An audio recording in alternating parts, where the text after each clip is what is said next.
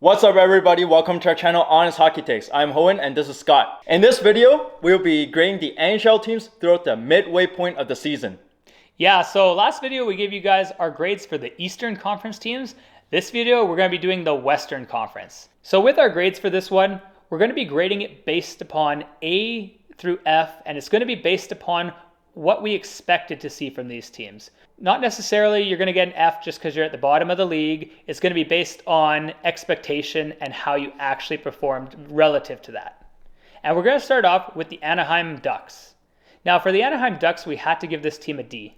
I would have said an F, but both of us kind of had Anaheim in our bottom two in their division and like a lottery team for the Bedard sweepstakes already before the season started. It's not really that shocking, but what kind of is shocking to me is how little effort this team seems to put in some games. They'll take nights off completely and then just get hammered 7-0 or 6-0. It's kind of embarrassing at points. Like, I know that they're not going to be a competitive team, but you think that they at least would make a couple of these games competitive. It took them about like 3.5, 4 weeks to actually win a game in regulation. This is the worst team in hockey still. I mean, John Gibson is an absolute bust. He looks terrible. We've given him enough time now. I thought that he could bounce back eventually. Nah, he's not bouncing back on this team. He has to be moved eventually. I think for this team, they should trade him. And the next team that we have on the list is the Arizona Coyote, who we also had to give a D. You know what? This team actually was very respectable when they came out of the gate in the beginning of the season. They were beating Toronto. They were beating some big, heavy hitters. It was very, very impressive. And when they got Jacob Chikrin back, they look even... Well, Jacob Chikrin is playing really, really well.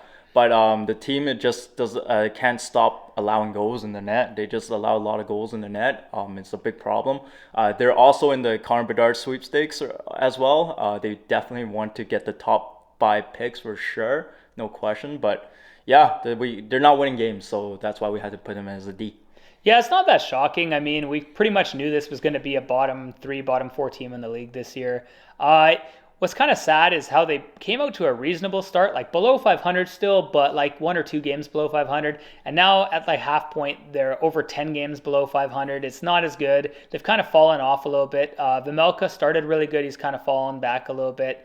Chikrin's played unreal. If someone trades for this guy, he is worth it. He's a heck of a good defenseman and would be a huge add for any playoff team. And for me, really, Clayton Keller has stood out. He's looked really solid on a bad team that doesn't have a lot of offense. And Nick Schmaltz coming back from injury has looked solid too. So there are some pieces for this team that have been respectable. Next team I got here is the Calgary Flames. So Calgary, I had to give a C. It's really disappointing, especially after what we saw from the Calgary Flames last year. I thought to start this year with some of the adds that they had, I thought they might even debatably be a better team with adding more to their defense in Weegar and then Huberdeau coming over there after his big 110 plus point season last year. But he hasn't really gelled yet on this team. He's kind of not really got chemistry with anyone yet. And Weegar has kind of been kind of a letdown offensively, at least on the back end, and okay defensively. So that trade has not exactly come to fruition for them the way they had hoped right away. And I know they signed both these guys for the long term. So for their sake, I hope it does work out.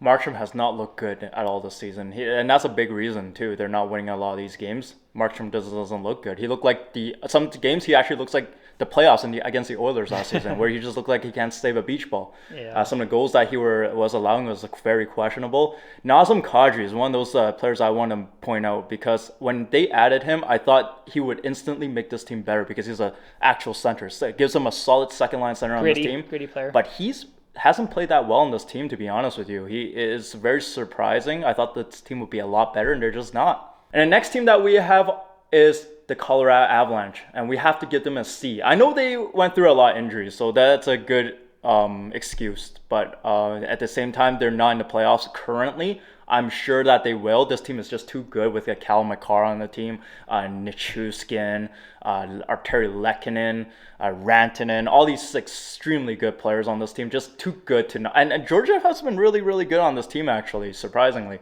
So, yeah, this team still have a lot of same core as they did last year. They just were going through a lot of injury wave right there. But I feel like the worst is behind them. I feel like now, the second half of the season, this is one of those teams that like to play hockey when it really counts. And now the second half of the season is where it counts. Yeah, it's pretty hard to give them more than a C because one, they're not in the playoffs. Two, they're the defending champions who were absolutely unreal, like over 110 points last year in the regular season, like incredible roster. But if you're not in the playoffs, you're not going to get any higher than a C. And I thought that was only reason is because, like Owen said, there was so many injuries. I mean, at one point they were missing 9 starters at once. It's kind of unreal. But it has looked in the last 10 games like they're starting to turn it up a bit. They're starting to look good. And they're getting some people back. Nishushkin's back from injury now. So I think we're going to start to see something. And McKinnon's no longer missing time. So with those two added to the top 6, they're going to start scoring goals. They already have in the last 2-3 games. They've looked like the Colorado Avalanche we expected to see. So I wouldn't be surprised if in the next 40 games, they end up winning 30 games straight up. All right, this next team we got has been a very pleasant surprise, and that is the Dallas Stars. Now, we had to easily give the Dallas Stars an A. They're constantly fighting with one other team in this division for the top spot, and they have just been absolutely sensational all around. They've been scoring goals. Their defense has been playing well. Heiskanen is having a career year. Ottinger has played absolutely unbelievable. Like, this guy is already at his young age a top 5 goalie in the league. He is so fun to watch. Just got a shutout tonight again. Like, this guy's a beast. And between him and Jason Robertson, who's just been MVP caliber. If it wasn't for McDavid putting up all these points, I think Jason Robertson might be MVP. Yeah, he is yes. When they signed Pete DeBoer in the offseason, I knew this team was going to go somewhere just because Pete DeBoer has historically been good as a regular season coach. He's been really good. Like all the teams that he has coached in the past, New Jersey Devils, Vegas Golden Knights, those have all been good teams under him. He is a very good coach, especially in the first year taking over a team. So I knew Dallas Star was going to be very competitive coming out of the gate this year. I didn't think they were going to be first though, but which is a very pleasant surprise.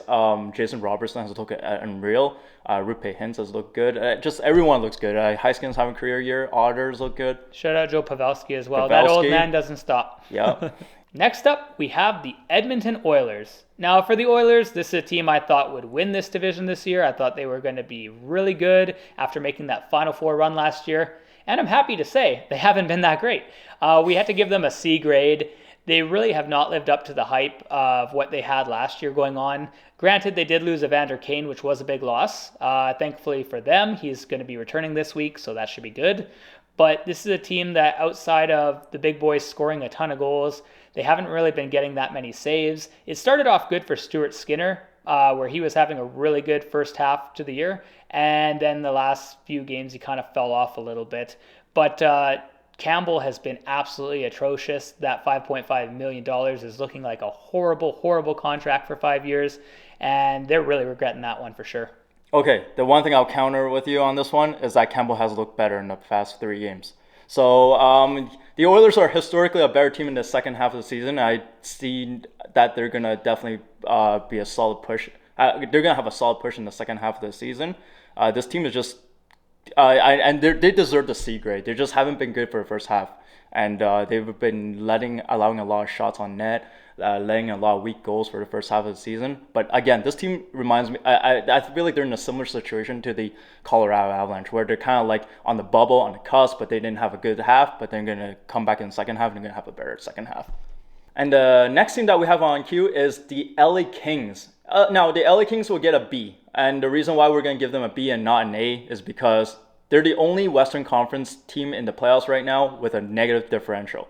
Like, that's pretty bad. Like, the way this team wins games sometimes, it just looks off. It just doesn't look right. They even win like 8-5. It just looks wrong. But, the goaltending with Jonathan Quick, I know Copley has been there and been playing better, but I don't know how much longer that's going to hold for them. But Jonathan Quick, I'm not sure about him being the starter. I don't know. Kevin Fiala has looked really, really good. I mean, that's the highlight for me with the LA Kings. He has looked sensationally good on this team. He is a perfect fit for this team. Kevin Fiala has historically been a bad first half player, but a good second half player. So it's crazy to see that he had a good first half for once in his life. So one thing for the Kings that's really stood out to me a lot has been their depth scoring. This is a team that truly can roll 4 lines. It's actually pretty incredible. I'd say they're probably one of the best 4-line teams right now in the NHL. They get contributions contributions from everybody. And their second line has been sneaky good with Deneau and Arvidsson and whoever they decide to put with them that day. Those guys have been insane. They're below a point per game by a little bit, but not by that much for a second line, actually. They're right up there for one of the better second lines in hockey right now.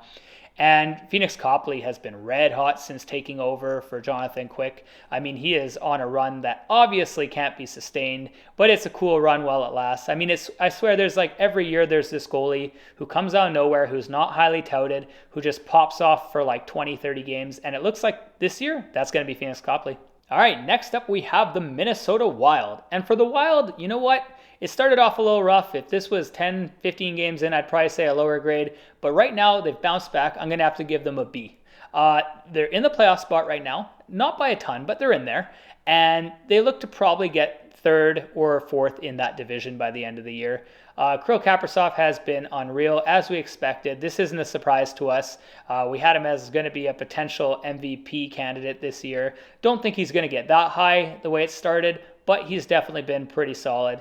And Matt Zuccarello, as usual, fitting in with him like a glove.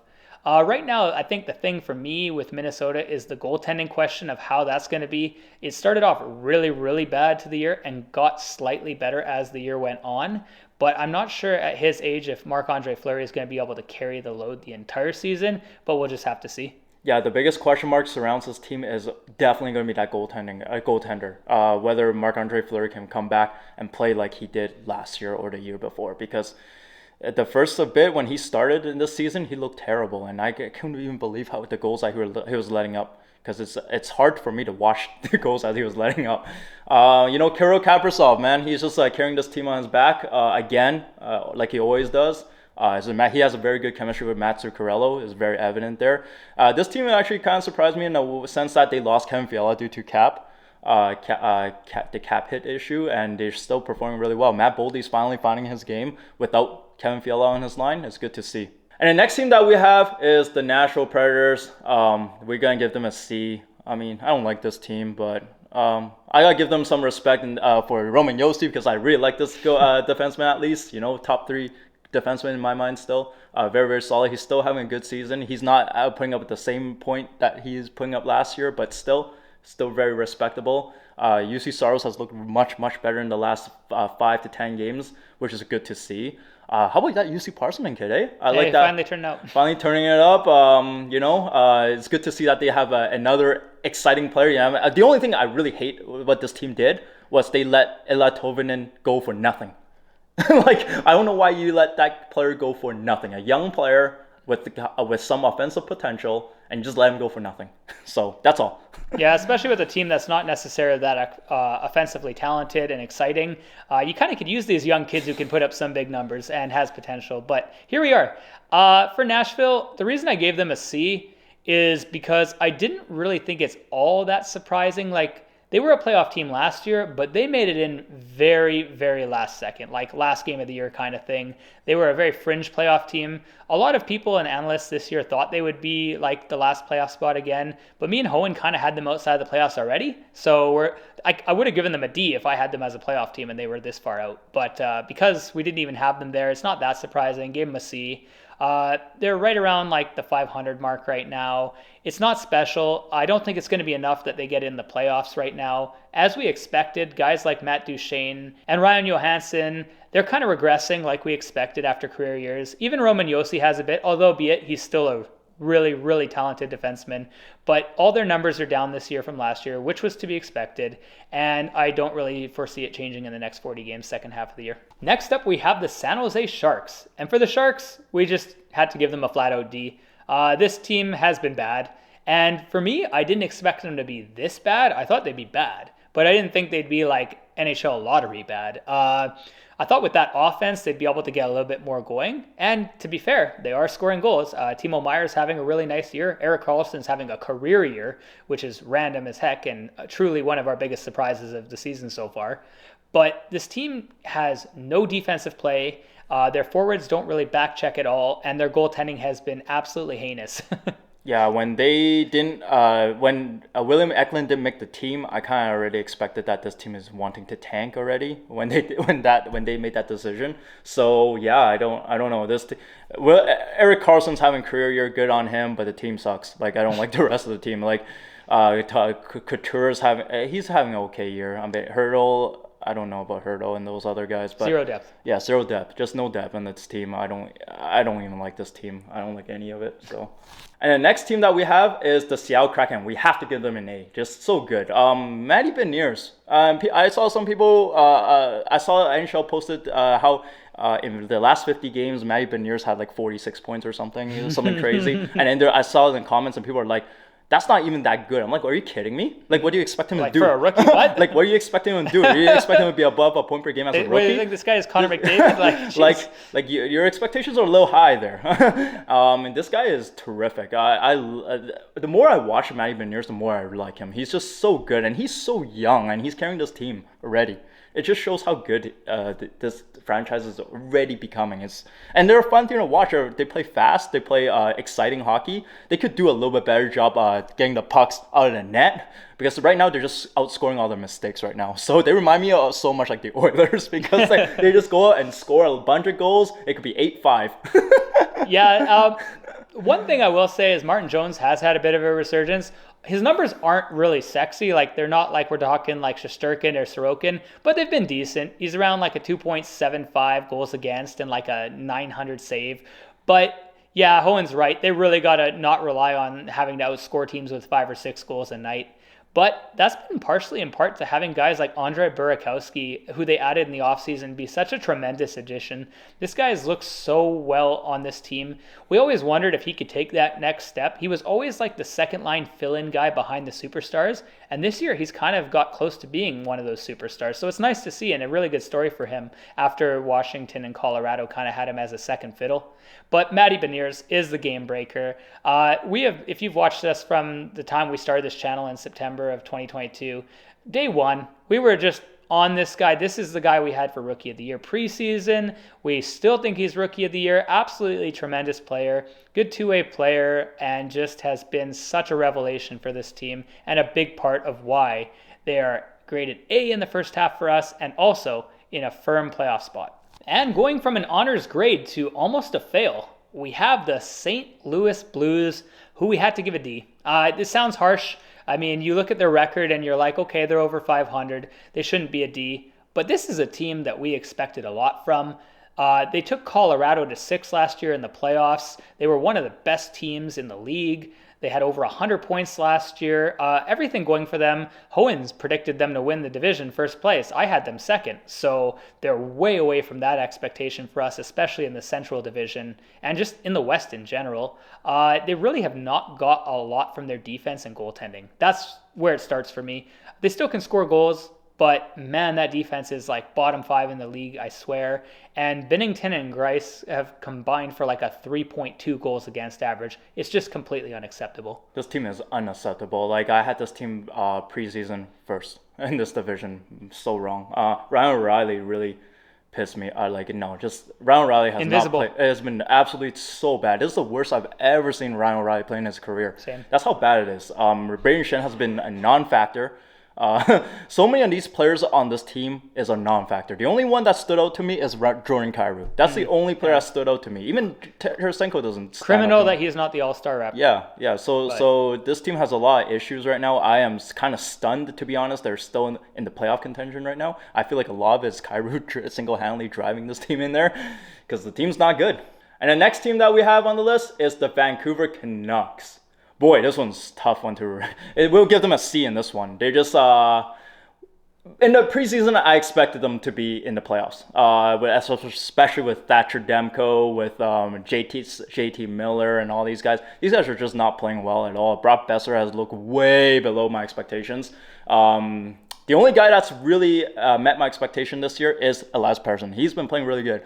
Kuzmenko is playing above my expectation. I didn't think he was going to be this good. So it's good to see they at least have these two players, but the rest of the team sucks. Like, I don't like it.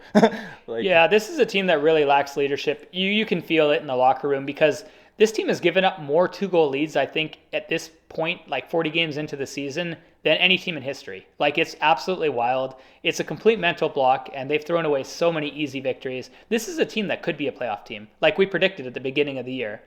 We looked at this roster, we're like, they're going to score a lot of goals. Demko's going to be okay, albeit we didn't expect Demko to get hurt. But even before he got hurt, he wasn't playing good hockey. He wasn't looking at his A game. He was looking like he was his C game, which is conveniently what we gave this team for a grade. They just really don't have a lot going for them other than Horvat scoring a lot of goals, and Pedersen and Kuzmenko have been unbelievable. But the defense is non-existent whatsoever. I mean, they're scratching Oliver Ekman-Larsson. He's a healthy scratch. I mean, that's when you know it's gotten bad, when you're scratching like $6 million players. It's just gross. But on a more positive note, we're going to go to our next team, the Vegas Golden Knights. And without a doubt, this team is going to get an A from us. Vegas has just looked phenomenal. After a lot of people had them dead in the water last year for a piss-poor performance where they missed the playoffs and let everyone down, well, they're right back atop the division right now, and they look phenomenal. Logan Thompson, as a rookie goaltender, has looked absolutely phenomenal for this team, and Jack Eichel has come back stronger than ever, and before he got hurt for a couple games, looked absolutely dominant, but it wasn't serious, and he came back and looked just as well as he did before. This team is really solid now that they're healthy, and they just look like they're going to go on a run this year.